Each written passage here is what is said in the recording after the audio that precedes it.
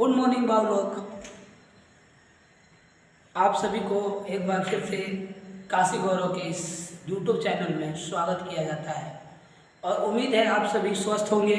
और थोड़े दिन से मैं वीडियो नहीं डाल पा रहा था, कारण था कि जो स्वास्थ्य था वो मेरा ठीक नहीं था। उम्मीद है अब हम लोग रेगुलर वीडियोस देखेंगे और ऑनलाइन क्लासेस में जो भी दिक्कतें होंगी उसको भी फेस अब नहीं करना पड़ेगा। और जैसा कि अभी समय है कोविड का, तो अब धीरे धीरे केसेस कम हो रहा है, थोड़ा सावधानियां बरतने की ज़रूरत है। आप सभी जो मुझे जानते हैं, मुझे पहचानते हैं, उन सभी को एक बार फिर से स्वागत करता हूं मैं अपने इस YouTube चैनल में। और आज मेरी जो क्लासेज होगी वो बाबू लोग जो है बताए थे कि आज ओजेनेसिस पर क्लास थी। पहले हमने पढ़ा था स्पर्मोजेनेसिस और आज जो पढ़नी थी वो पढ़नी थी ओजेनेसिस।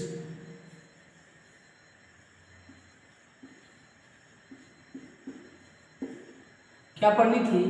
ओजेनेसिस। देखिए स्पर्मोजेनेसिस मतलब शुक्राणु जनन होता था। ओजेनेसिस का अर्थ होगा अंडाणु जनन। क्या होगा? अंडाणु जनन। ठीक है, अंडाणु जनन क्या है?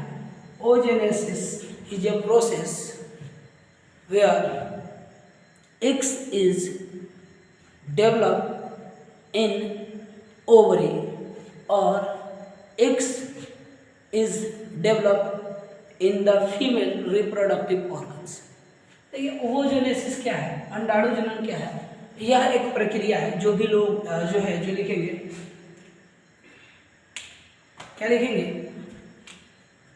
यह एक प्रक्रिया है, यह एक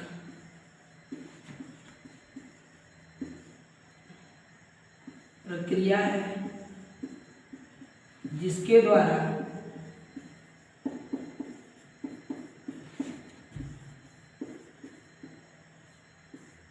अंडाणु जनन होता है। यह लंबी प्रोसेस है। It is the process of developing haploid या making haploid cells, haploid ovum. क्या लिखेंगे? It is process of making या developing haploid, process of making और developing। कैसा? देखो ध्यान देना, haploid ओवम। ठीक है, अब ध्यान देना यहां पर क्या है? ओवम कैसा है? हैप्लॉइड है। कितने लोग हैप्लॉइड का मतलब समझते हैं? हैप्लॉइड मतलब होता है क्या? देखिए एक डिप्लॉइड होता है द्विगुणिक, और ये हैप्लॉइड है तो अगुणिक है। एक क्या है? अगुणिक है। शुक्राणु भी कैसा था? अगुणिक था। अब ये ओवम कहाँ से आएगा? फ्रॉम जर्म से। किससे? जर्म से। अंडाणु का जनन होता है कहाँ से? जनन कोशिका से। कहाँ से जनन होता है बाबू? जनन कोशिका से। अगर कोई पूछे कि अंडाणु का जन्म कहाँ से होता है? जनन कोशिका से। अब जनन कोशिका कहाँ होता है? तो जो अंडाशय होता है, अंडाशय के अंदर जनन कोशिका होता है। यहाँ तक सभी लोगों को क्लियर होगा। अब देखिए मैं इसको एक स्ट्रक्चर के माध्यम से समझाने के लिए चल रहा हूँ, या एक बेसिक स्ट्रक्चर जो है उसको ही समझ लेंगे, वो जेनेसिस क्लियर हो जाएगा। यह एक जर्म सेल है। क्या है ये? एक जर्म सेल, अर्थात कौन सा? जनन कोशिका है। क्या है? जनन कोशिका है। अब बाबू इस जनन कोशिका को हम लोग क्या बोल रहे हैं? Germ cell. कभी कभी एग्जाम में इसी को इपिथीलियम सेल बोल जाता है। इपिथीलियम सेल बोल देता है तो टेंशन नहीं लेना है। क्या है? इपिथीलियम सेल भी बोल देता है। अब इस जनन कोशिका से, जर्म सेल से कुछ चीजों को मैं ड्रॉ करने की कोशिश कर रहा हूँ। अब इस जनन कोशिका से ध्यान दीजिएगा, क्या होता है? मियोसिस होता है। जनन कोशिका से क्या होता है? मिटोसिस या जनन कोशिका में कुछ विभाजन होता है और वह निर्माण करता है। किसका निर्माण करता है? ओगोनिया का। ध्यान दीजिएगा। जनन कोशिका क्या होता है? अगुणिक होता है। जर्म सेल कैसा होता है? हैप्लॉइड होता है। जर्म सेल कैसा होता है? हैप्लॉइड होता है। और यह निर्माण करता है किसको? ओगोनिया को। थोड़ा इंक डाल लेता हूँ, इसके बाद मैं आगे बढ़ता हूँ।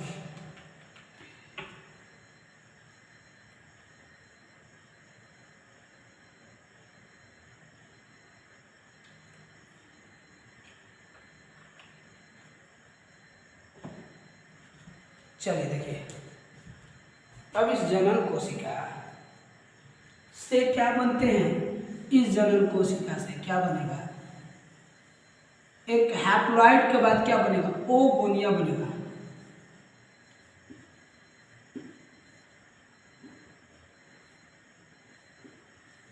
ओगोनिया बनेगा। अब ये जो ओगोनिया बनेगा बाबू, इस ओगोनिया की स्ट्रक्चर कैसी होगी? तो कहते हैं डिप्लॉइड होगी। ओगोनिया की स्ट्रक्चर कैसी होगी? डिप्लॉइड होगी।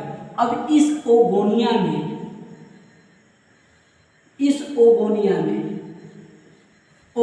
क्या होगा?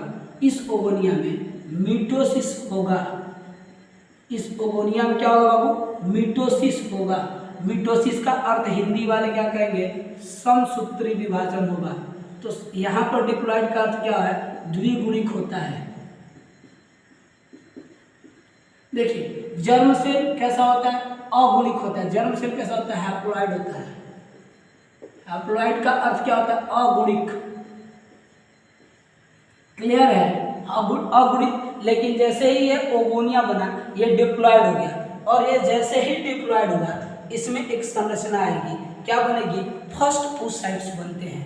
तो यहाँ पर एक संरचना हुई, फर्स्ट oocytes। यहाँ पर देखिए 2n था, और यहाँ भी क्या है? 2n है। 2n है, ये n था, n के बाद 2n बना। ये 2n क्या है? ये शुक्राणु है, द्विगुणिक शुक्राणु। अब इनको, इस संरचना को हम किस नाम से जानेंगे? First oocytes। तो हम लोग क्या बोलेंगे? oocytes। oocytes। और कैसे oocytes? First oocytes। अब इस फर्स्ट oocytes पे ध्यान दीजिएगा। फर्स्ट oocytes पे क्या होंगे? फर्स्ट oocytes पे कहाँ गया एक और कलर? फर्स्ट oocytes पे क्या होंगे बाबू? कुछ फॉलिकल कवर होंगे। कुछ फर्स्ट oocytes पे ये आपका एक लेयर है। इस लेयर के ऊपर बाबू एक और लेयर जानेगा, एक और लेयर कवर अप करेगा। फर्स्ट oocyte के ऊपर एक लेयर कवर अप होगा। फर्स्ट oocytes के ऊपर एक न्यू लेयर कवर अप होगा। रेड से कर दे, एक न्यू लेयर कवर अप होगा। फर्स्ट oocytes के ऊपर देखिए एक न्यू लेयर कवर अप होगा। और इस न्यू लेयर को हम लोग क्या बोलेंगे? फॉलिकल बोलेंगे। इस न्यू लेयर को हम लोग क्या बोलेंगे बाबू? फॉलिकल बोलेंगे। इस न्यू लेयर को हम लोग क्या बोलेंगे? फॉलिकल बोलेंगे।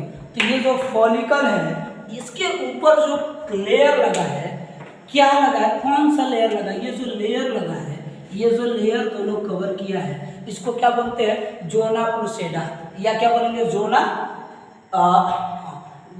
या ग्रेनुलोसा। क्या बोलेंगे? ग्रेनुलोसा। तो इस ग्रेनुलोसा के कवर के बाद प्राइमरी फॉलिकल बना। और फॉलिकल कैसा है? प्राथमिक। कैसा फॉलिकल बना? प्राथमिक। अब इसको हम आगे चलते हैं। इसमें फिर से विभाजन होगा बाबू, और इसमें फिर से विभाजन होगा कुछ में। तो यहाँ से फिर से इस लेयर के ऊपर एक लेयर तो था ही, एक और नया लेयर चढ़ जाएगा। क्रम समझिएगा। इसी के ऊपर एक नया लेयर चलेगा, किसका? ग्रेनुलोसा का। और यह आएगा फॉलिकल। फॉलिकल कैसा फॉलिकल? Secondary follicle. इसको हम लोग क्या कहेंगे? Secondary follicle. अब देखिए, इस सेकेंडरी फॉलिकल के ऊपर आगे जैसे ही बढ़ेंगे, फिर से क्या होगा? फिर से इसके ऊपर एक ग्रेनुलोसा की लेयर चढ़ेगी। और जैसे ही इसके ऊपर इस ग्रेनुलोसा की लेयर चढ़ेगी, ये जो लेयर है, ये जो ग्रेनुलोसा की लेयर है, black black black black black black red, ये कैसी हो गई, ये देखिए एक ग्रेनुलेशन की लेयर हो गई, 3 लेयर एक हो गया, और ये मैंने डाला चौथा लेयर। तो इसको हमने कहा, क्या नाम दिया इसको, तो इसको कहेंगे थर्ड फॉलिकल। थर्ड फॉलिकल क्या बेटा, क्या बन गया, थर्ड फॉलिकल। तो इस थर्ड फॉलिकल देखिए, सबसे पहले ध्यान से समझिएगा, जनन कोशिका थे, जनन कोशिका कैसे थे, अगुणिक थे, इनसे क्या हुआ, द्विगुणिक ओगोनिया बने। ओगोनिया की संख्या कहाँ कहाँ बनती है, ओगोनिया कहाँ बनता है, पूछा हुआ है एग्जाम में, आगे बताएंगे। ओगोनिया कहाँ बनता है, एग्जाम में पूछा हुआ है, ओगोनिया। ओगोनिया कहाँ बनता है, गर्भ में ही बच्चों में बन जाता है। कितने जब माह के होते हैं, 25 सप्ताह। जब 25 सप्ताह का बच्चा होता है उसी समय ओगोनिया बन जाता है, और ओगोनिया के बाद प्राइमरी फॉलिकल भी गर्भ में ही बनेगा, सेकेंडरी फॉलिकल से जो बनना होगा। अब देखिए यहाँ पर मियोसिस हुआ, यहाँ पर ये सिर्फ ये जो है वो मिटोसिस हुआ, यहाँ पर कौन होगा, मियोसिस। क्या होगा, मियोसिस होगा, मियोसिस 1 होगा। कहाँ पे मियोसिस 1 हुआ, क्लियर है यहाँ तक, ध्यान से देखिए, एक बार ध्यान से देख लीजिए, समझ लीजिए। पहला क्या हुआ, हैप्लॉइड सेल था, हैप्लॉइड सेल से क्या था, जर्म सेल था, जर्म सेल से क्या हो गया, द्विगुणिक कोशिका बना, जिसको ओगोनिया कहेंगे। ओगोनिया में क्या हुआ, समसूत्री विभाजन हुआ, और इसने किसको निर्माण किया, ओसाइट्स में। ओसाइट्स में क्या हुआ, समसूत्री विभाजन के बाद अर्धसूत्री विभाजन। यहाँ कैसा विभाजन हुआ, अर्धसूत्री विभाजन। अर्धसूत्री विभाजन के बाद इसके ऊपर क्या बने, ये प्राथमिक फॉलिकल बने। तो प्राथमिक फॉलिकल क्यों बने, क्योंकि इनके ऊपर एक लेयर बना, लेयर का नाम क्या था, ग्रेनुलोसा लेयर। इस ग्रेनुलोसा लेयर फिर से बड़ा पतला, थीका ग्रेनुलोसा कहते हैं इसको, थीका ग्रेनुलोसा भी कहते हैं। तो थीका ग्रेनुलोसा लेयर एक और बढ़ गया तो सेकेंडरी फॉलिकल बना, और फिर थीका ग्रेनुलोसा एक और बन गया तो टर्शियरी फॉलिकल बना। यहाँ तक क्लियर है सभी का। अब देखिए, जैसे टर्शरी फॉलिकल बनेगा, यहाँ पर क्या करेगा कि एक लेयर और बढ़ जाएगा, टर्शरी फॉलिकल में एक लेयर और बनेगा, और ये लेयर अंदर बनेगा। तो ये आपका छोटा वाला पार्ट हो गया टर्शरी फॉलिकल के बाद। ये ऊपर का मिटा देता हूं मैं, देखिएगा, इन चीज को मैं मिटा के समझाने की कोशिश कर रहा हूँ। जो लोग देख रहे होंगे वो रेगुलर हो जाएंगे। इस सेकेंडरी फॉलिकल को भी यहाँ से हटा देते हैं। इसका नाम हमने क्या रखा था, इसका नाम रखा था सेकेंड फॉलिकल। अब देखना, ये वाला जो था, ये पहला वाला परत, इसके ऊपर एक लेयर सेकेंडरी, दूसरा टर्शरी। सबसे पहला ध्यान देना, ओगोनिया प्राथमिक, द्वितीय, तृतीय, ठीक है।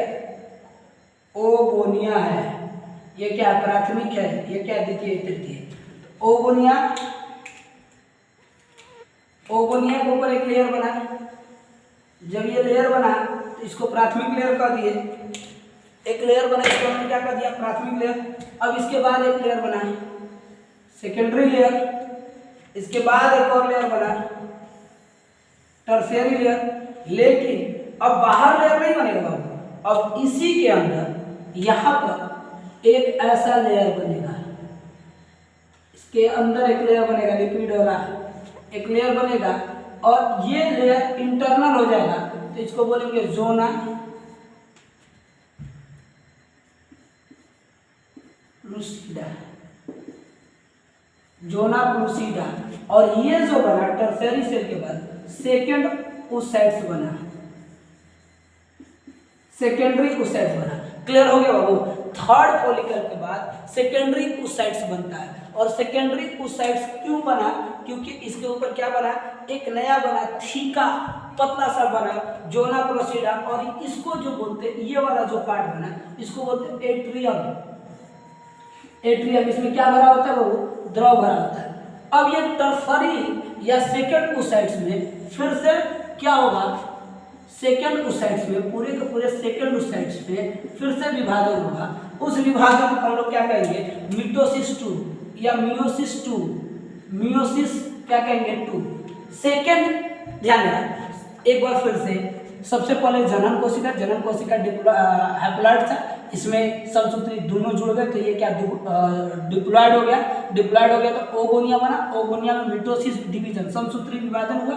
उस साइट्स का निर्माण हुआ। उस साइट्स के ऊपर ग्रेनुलोसा की परतें चढ़ी और यह ग्रेनुलोसा की परत चढ़ते ही इसमें थोड़ा सा चेंजिंग हो गया। यहाँ पर कैसा विभाजन हुआ, तो अर्धसूत्री विभाजन। किसमें, उस साइट्स में अर्धसूत्री विभाजन के तहत क्या बना, ग्रेनुलोसा की कवच बन गई और इसको हमने क्या कहा, प्राथमिक फोलिकल कहा। इस प्राथमिक फोलिकल में कोई विभाजन नहीं हुआ, प्राथमिक फोलिकल में कोई विभाजन नहीं हुआ है, यहीं पर विभाजन हुआ है। उस साइट्स में विभाजन हुआ है, इसमें विभाजन हुआ है। और कैसा विभाजन होगा, अर्धसूत्री विभाजन, अर्थात कैसा विभाजन, मियोसिस प्रोसेस। और उस साइट्स में मियोसिस प्रोसेस के बाद क्या बना है, प्राइमरी फोलिकल। और प्राइमरी फोलिकल पर ग्रेनुलोसा की परत चढ़ गई तो ये बन गया सेकेंडरी फोलिकल। इस सेकेंडरी फोलिकल पर, और देखो ये सेकेंडरी फोलिकल पर अब यहाँ से कोई डिवीजन नहीं हो रहा है, तो क्या क्या डेवलप हो रहा है, सिर्फ फोलिकल डेवलप हो रहा है।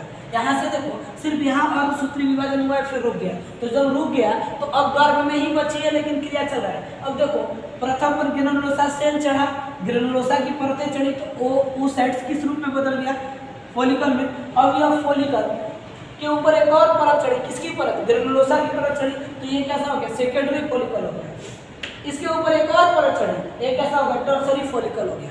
ओ गोनिया वो साइड्स बीच में परत चढ़ते जा रहा है, परत चढ़ते जा रहा है और फोलिकल बदलते जा रहा है। इस थर्ड फोलिकल के बाद कोई परत नहीं चढ़ी, बल्कि बीच में विकास के कारण क्या हो गया, उसका केंद्र बढ़ा और एट्रियम बीच में एक ऐसी झोले टाइप की उसमें गई, जिसमें क्या हुआ, एट्रियम द्रव भर गया। और एट्रियम द्रव भरा, इसके लेयर को क्या कहते हैं, जोना प्रोसीडा कहते हैं। और इसके बाद इसमें मियोसिस 2 होता है, अर्धसूत्री, द्वितीय अर्धसूत्री विभाजन। और द्वितीय अर्धसूत्री विभाजन के बाद ये दो भागों में बनता है, एक छोटा और एक बड़ा, एक छोटा और एक बड़ा।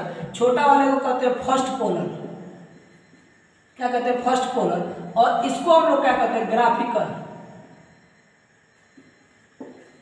ग्राफियन फोलिकल, क्या कहते हैं बाबू, ग्राफियन फोलिकल। इसको हम क्या कहते हैं, ग्राफियन फोलिकल, याद रहेगा। अब इस ग्राफियन फोलिकल से ध्यान रखना, इस ग्राफियन फोलिकल में फिर से विभाजन होता है और ग्राफियन फोलिकल से फिर से एक पोलर बनता है और एक बड़ा बनता है। पोलर को सेकेंड पोलर बोलते हैं, यहाँ कोई नहीं होता। और यही आपका क्या है, किसका निर्माण हो गया, ओवम का निर्माण हो गया। क्लियर हो गया बाबू। ग्रेनुलोसा सेल के बाद लगातार विभाजन हुआ और किसका हो गया भैया, ओवम का निर्माण हो गया। यहाँ तक क्लियर रहेगा।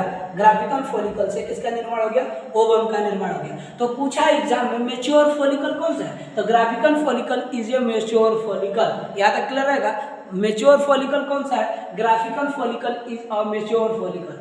एक बार फिर से क्लियर करके देख लो। सबसे पहले कौन थी, जनन कोशिका थी। यह जनन कोशिका कहाँ थी, कहाँ थी, कहाँ थी होगा, अंडाशय में थी।